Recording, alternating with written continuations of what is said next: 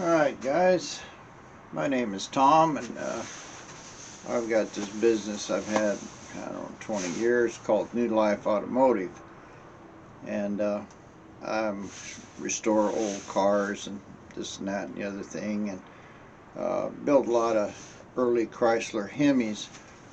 And this video here is I'm going to show you how to take one of these old Chrysler Hemi distributors. This is an original Chrysler Corporation part number, I don't know, something or other, splash proof distributor.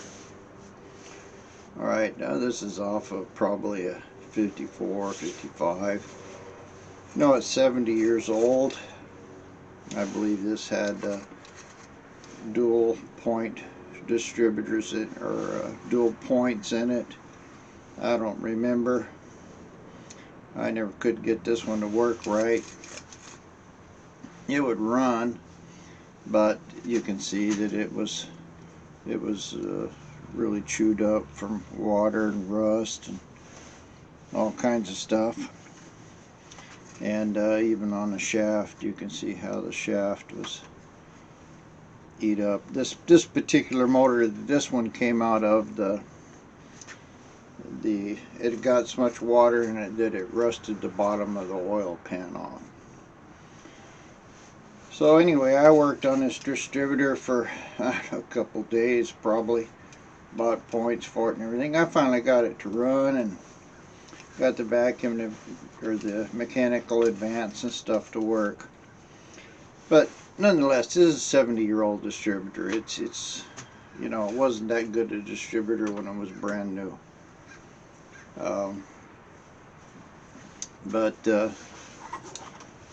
So what I did, I wanted to put a good electronic ignition in it with a blower, and of course I had to have boost control and this and that and the other thing, and a lot of it depended on the distributor.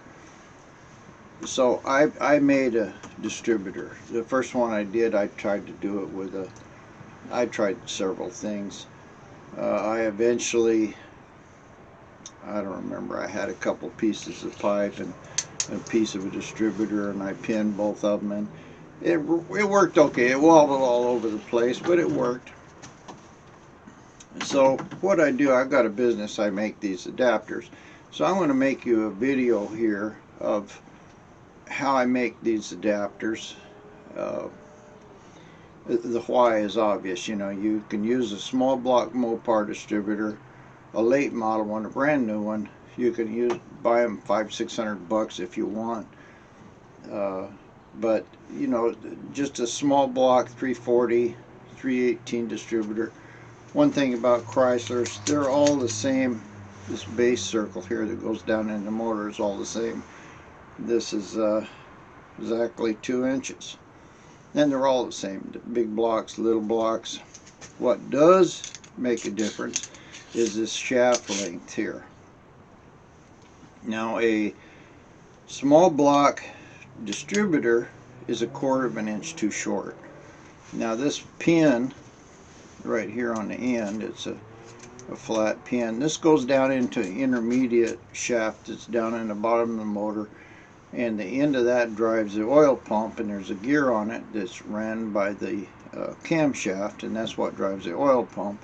And then this just goes into the slot on top of that intermediate shaft, and it runs your distributor. And this tang here is 155 thousandths wide. The shaft is 490. Well, all your new shafts are 1/2 inch. They're 500 thousandths. And this particular length here, I know exactly, it's 4 1/4 inches, but I'm just eyeballing it here, and yeah, it looks like, see, I eyeballed it at 470. So I know that for a 331, 354, these are 4 1/4 inches. For the 392, they're 1/4 of an inch longer than that. So what I do is I make an adapter. I machine down a piece that looks like this. I drill a hole in it that'll go over the shaft, and then we just take a pin when we got it the right length and pin this. So you can make these yourself. You know, if you got a lathe, it's real easy to do. I sell them for 30 bucks a piece.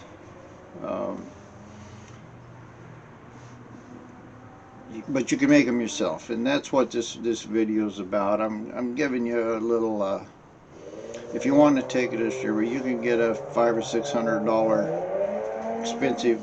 You know, what are they? Oh, not a Mallory, but I forget the name of all these distributors. You can get them anywhere from $50, $60 for a cheap Chinese distributor to several $100s for a good distributor. But the point is that you can buy these brand new distributors, but they won't fit an old hemi.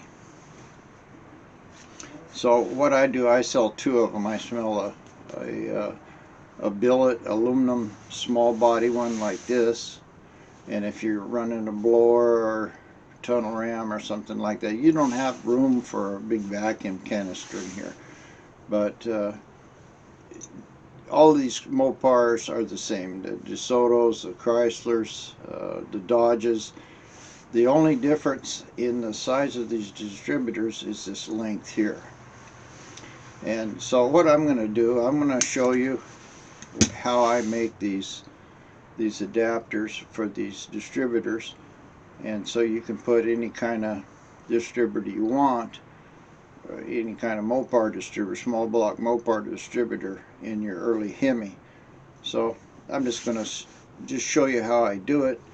You know, I'm not trying to do myself out of business, but if you don't have a lathe, it's kind of hard. I guess you could do it with a drill and a grinder, and you could probably get good results. How much time are you going to spend on it when you can just buy one for 30 bucks? Who knows? You know, and Hotheads does sell a special distributor. The shaft is made to fit the early Hemis, but they're pricey. You know, they're several $100s, like about 5 or 6, I think. I don't remember, it's been a long time, but you know, if you want a super good distributor, buy one from Hotheads. But if you're trying to save a few bucks and maybe make your own, you can make your own. These old distributors aren't any good. Like I say, they're old and worn out. So I'm going to set it up now and show you exactly how I do make these distributors. And by the way, you know, if you get some value out of this, I'm trying to grow my channel. I'm trying to monetize it so I can build more of these hot rods and street rods and rat rods and cars and things like this. So please like the video if you do like it, and if you get some use out of it, you know, subscribe. I've got to get 1,000 subscribers. I'm about 300 short. I've been doing these videos for the last 10 or 15 years, and I never even thought about monetizing them. But now I'm getting older, and you know, if I can get something out of it and I can get enough money to continue to do these things, well, it'd be better for everybody. Anyway, let's get on with the video. Now this is my lathe set up. This is a LeBlanc Regal. I got a bunch of speeds on it, and I can thread with it. I can do all kinds of things. This is a big chuck, but I can turn a 15-inch swing here, so that means I can turn a 30-inch piece. I can almost turn a car tire in here or a car wheel. But the thing is that it's very sturdy. It works good. I paid like $3,000 for it. I don't know what this was, $30,000, $40,000 lathe. It's an old one. It's probably about 1950, but it's had very little use, or probably a lot of use, but it was taken care of, and it's plenty strong to do what I need. So I've got some steel here. By the way, there's this guy named Keith Finner, Turn Right Machine Works, and the guy is an amazing machinist. There's another guy called Mr. Pete Tubal Cane. He's got, I don't know, 1,000 videos, and he used to be an old shop teacher, and he draws little drawings and shows you all the math and everything else on these. Now what this is, just a 5/8 good piece of drill rod. You can use drill rod, which is really hard. This is not drill rod because it was just too hard to machine, and all I did was clamp this here, and all I'm going to do here is, normally what I do, I'll cut 3 or 4 of these at once, but as I'm going to do it right now, I'm just going to make one of these, so I'm not going to really worry about cutting 3 or 4 and showing you how to do that. So I slid this in here where I got about 3/4 of an inch. Now I'm just going to machine the end of it off here. So I'll bring my cross slide in here. I'll fire this thing up and I'll just surface it.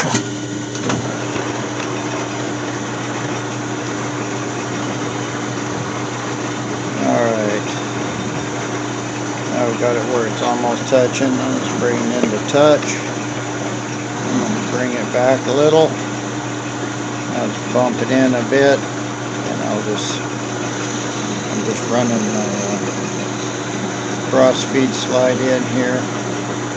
Only thing I'm trying to do is just get this end cut off, which I did, and now I'll bring it out and set it up, show you how I'm going to cut it all. Now what I've done, I've just pulled about 3-4 inches out here. This is plenty strong for what I want. I don't need to tap it and put anything in the back, and I'm going to leave about 1.25 inches here. Actually it's 1 1/8 inches, so I just throw this on here. Yeah, it's 1/470, so I got about 1.25 inches. Now what's happening though, see, now I'm going to have this, it's about a 45 or 50 degree taper, so I'm making this a little long because as I feed this in, it's going to bring this taper back towards that end, and it's going to shorten this thing up. So I'll just leave it about right there. I'm just going to bring in the cross feed, and I'm going to run it out.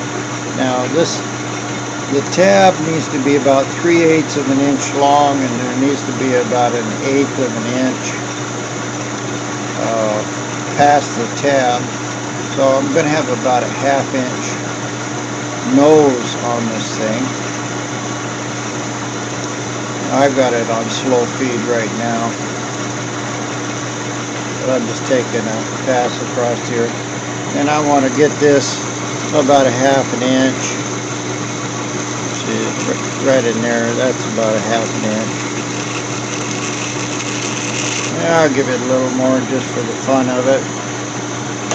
I'll shut her down. I'll bring it back here. I'll run end to end. I could do this all in one cut. This lathe will cut a pretty big chunk out of it. But I'm just making 2 or 3 passes. If you don't have a big lathe, it might take you 2 or 3 passes. I could run this in here and cut it right to the finished diameter. What I'm going to shoot for is 495 thousandths, just a little under half an inch. I know I'm a long ways away from it right now. I can just tell by looking. I've done so many of these. Alright, we'll shut her off here and just check it. And this is showing me that it's 540, so I got to go down 40 thousandths. I'm just going to bring this back here. Notice I'm not all the way to my edge, and I'm going to crank in. Turn it on. I'm going to crank in. There's 10, 20, 30, about 38 thousandths. That should be real close to my 4.5 inches that I want. Like I said, I got this on low speed. I could cut this in one pass if I wanted, but I'm just doing this to kind of show you what's happening. So I'm getting that. That's pretty close to the end. Right about now. And we'll check it once more. See, I'm 5 thousandths out. So I'm going to take another 5 on my dial. Now I'm going to bring this back right up to my edge here. And I'm going to just give it about 7 thousandths here on the dial and engage it. This should give me a few thousandths under 5, a few thousandths under half an inch. But you can see I'm not taking very much out of it. I got real close on that last pass. But 490 thousandths, 95 thousandths, even up to half an inch is good enough. Alright, and let's see how close I got. Yeah, see, I'm 2 thousandths under, 3 thousandths under, so that's good enough. Now at this point, I'm going to go ahead and drill a hole in the end of it, and I'll show you how I do that. I've made so many of these that I've kind of got this figured out exactly what I need to do it. First thing I'm going to do is shorten that up so I don't have so much stick out and flex on the end. Alright, I shortened that up. Now I'm going to run my tailstock in here. This is a pretty good size center drill. I'm just going to bring it in, lock it down here, and I'll just feed this in. And all I'm really doing is just running that center drill in there to start me a pilot hole.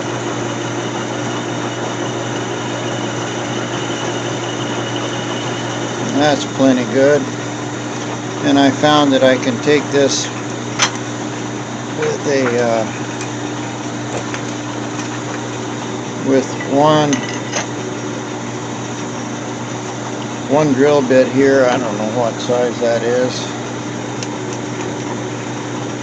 It looks like 475 thousandths. Now this'll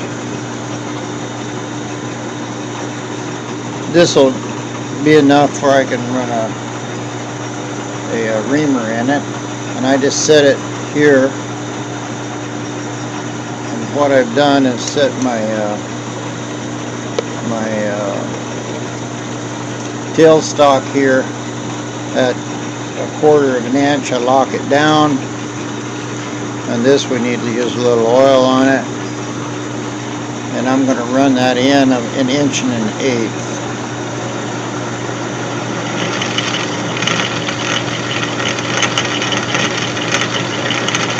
And here it kind of grinding away in there. I I think my drill bit's getting dull.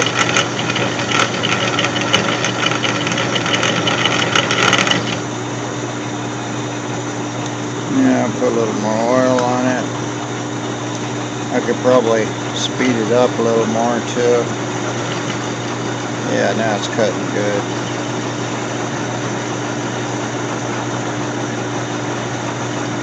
And that looks like I'm about a half an inch now.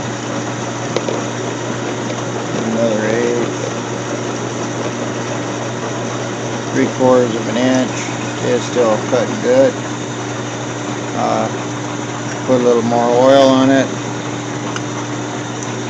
Run it back in. I'll just take this to, once I get it to a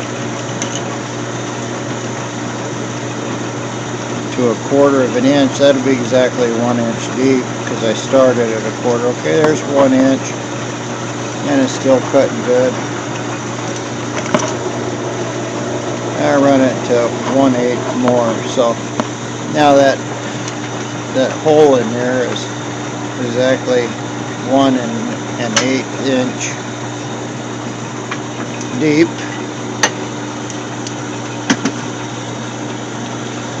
The next thing I'm going to do, I've got a 1/2 inch reamer here. You don't know if you can read it there, but it's a 1/2 inch. And put this on my tailstock. I run it up here close to where I need it. I oil this. Now this is, that hole that I drilled in there is big enough for this reamer to just take out the edges. And you can see I'm cranking it in pretty good. I usually take it in about halfway. Back it out, clean out my chips, put a little more oil in it. I'll run that reamer, this time I'll run it the whole way down in there. So that's right there, I can feel it hit. I've reamed that hole out to something real close to 1/2 inch.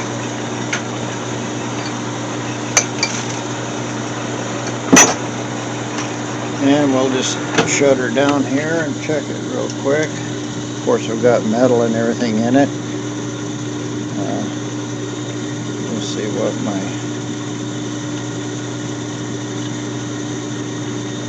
calipers are doing here. Yeah, see, so it's showing me it's exactly 1/2 inch. So I reamed that out to 1/2 inch.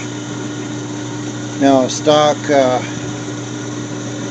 Mopar shaft will fit in there. If I take this old distributor, you know, it's much less than a 1/2 inch. It'll go in there, but you can see that it's kind of loose. So really doesn't make that much difference, because once you pin it, it'll kind of find the middle as it runs. But this shaft is not a 1/2 inch. It's 490, you know, so a 1/2 inch hole is 10 thousandths too big, so 5 thousandths on each side. Anyway, 1/2 inch will fit the newer shafts, because nearly all of them, at least the ones that I sell, are 1/2 inch. Sometimes you get one that's you know, 10 thousandths under, but this is 1/2 inch. I just ream it to 1/2 inch and I'm done with it. Now the next thing, I've just got this, actually, oh look, there's right. This is parallel, or at a right angle. This is just a stainless steel or a high-speed bit that I made just to cut this thing off. I've got it slowed down. I'm just feeding this in by hand here. In fact, I can move it back a little. I lock it down here so it's cutting straight. I'm just feeding this in real slow by hand. I could power feed it, but there's really no need for it. And when you're cutting off something like this, you want to keep a lot of oil in it. Ordinarily, I just keep a brush on it constantly, but I'm trying to hold the camera. I just keep feeding it in there, and this is gonna just cut that off. A little more oil.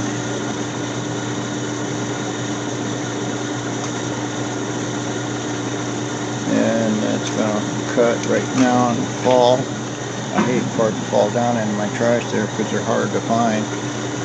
But anyway, if I was doing this with both hands, I would have caught it. So now our adapter is finished and cut off. Let me find it and we'll take a look at it. Alright, here's our adapter. It's this part here from the edge of the taper is a 530 thousandths, so I got 30 thousandths there. I'm going to take 3/8, which is I don't know what, 380. So there'll be a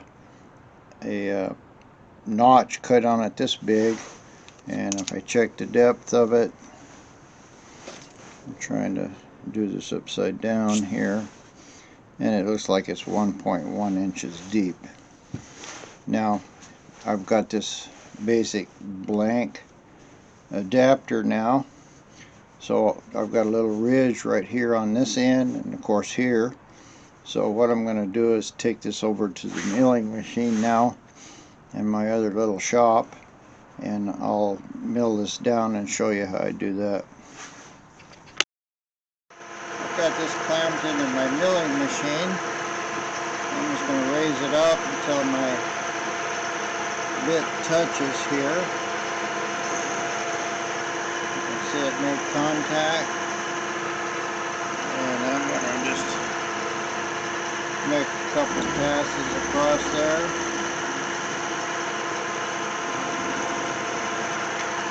and just clean up that surface. That's all good. It's been raining here and haven't really oiled this like I should. Now I'm going to have to take this down 3/8 of an inch. That's how long I want the tab, so I can just look at my thing here.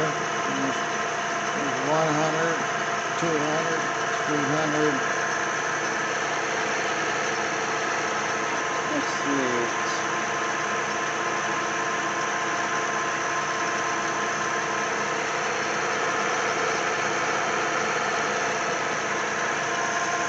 I've got that the depth that I want it. Now I'm just going to bring this in here until it touches.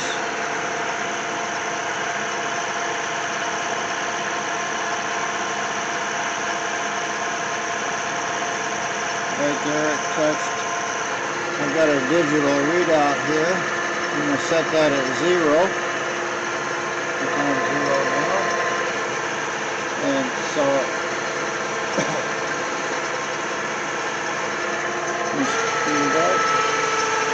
I'm going to run this in about, there's 30 thousandths. There's about another 30.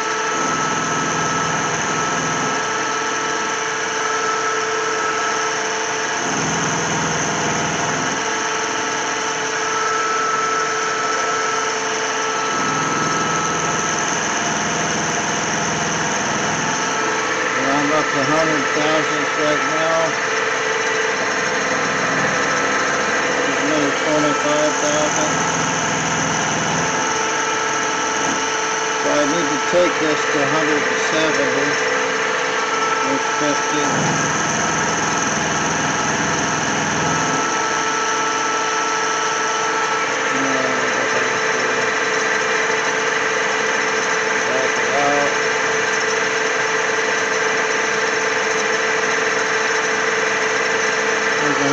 170 right there.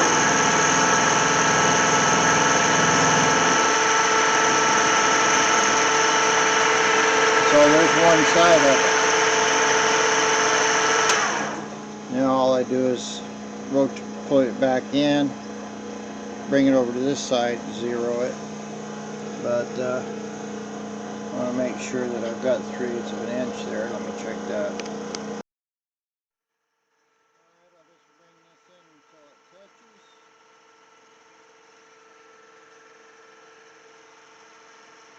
Looks like it touched. I'll zero this.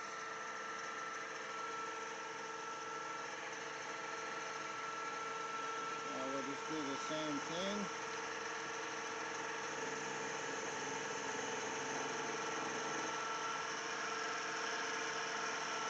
Let's keep going until I have 170,000.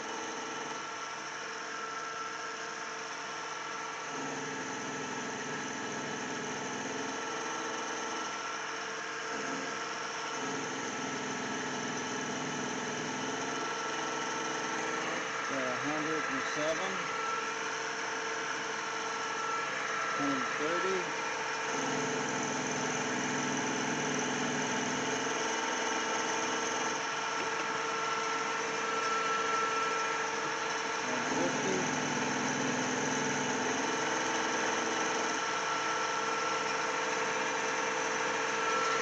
167, that's pretty close.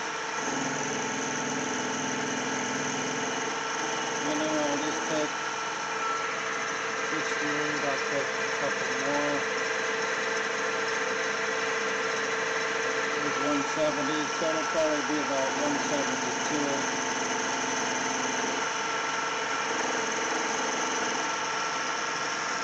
Alright. There's my lip cut. Let me check the size of it. And it looks like it's 150 thousandths. So it's about 5 thousandths, 10 thousandths under what I wanted.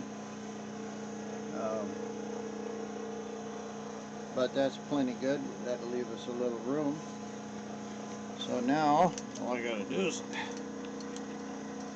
take it out of the mill,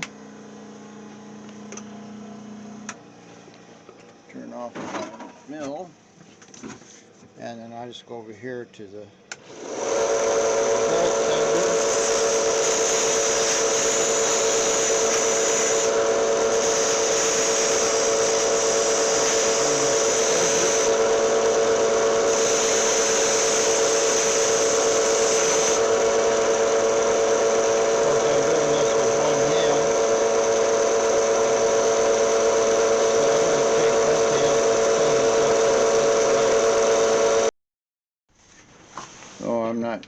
I'm not sure where that left off, but here's the adapter all finished, and the way we put them on a distributor, they just slide on a distributor like that. I use a square. You can set the square at 4 1/4 inches or whatever length you need. Put it up against the end of your adapter and slide it in until your square touches the mating surface, and that's where you want it. Of course, this one's already too long because it's the right length. It should go in here somewhere in there. So you just cut the tang off of the new distributor, put that on, put it in there, and 4 1/4 inches. One of the things when you go to drill this hole in this shaft, if you're not real careful, it'll turn, or the distributor will turn, and you'll walk and get a crooked hole. So the best way, well, I put it, I got a special jig set up to do this, but just take some JB Weld or something and put your adapter on there. Use your square and get it to the length that you want it. Let it harden. and then once it's hardened you can drill a hole in there real easy and it won't rotate or turn, because it's kind of hard to drill into a round spot. Or you can grind just a little bit off of this roundness and get a flat edge. So anyway, here's another adapter. It's just about ready. I need to machine it back a little, that's why I haven't done anything with it. But that's how you can make an adapter and probably save you a bunch of money. If you don't have a lathe, I'm sure if you took your time with a drill press, you could make something like this. And a grinder, just first one I did was with a grinder and a drill. And it took me quite a few tries to get it straight. But anyway, these are listed on eBay as Mopar distributor adapter or something. I don't remember what I called them. But I'd be glad to make you one. But this video here is just showing you how to make one. So if you got anything out of this and you got some content, I'd appreciate it if you'd like and subscribe to the channel. I'd like to see if I can get it to 1,000 subscribers and see what happens from there. So thanks a lot, guys. Like Rod Bob says, where am I at? Here he goes, oh, we haven't got it done yet, we're getting there. Well, this one's done. So anyway, thanks a lot for watching, guys. Bye bye.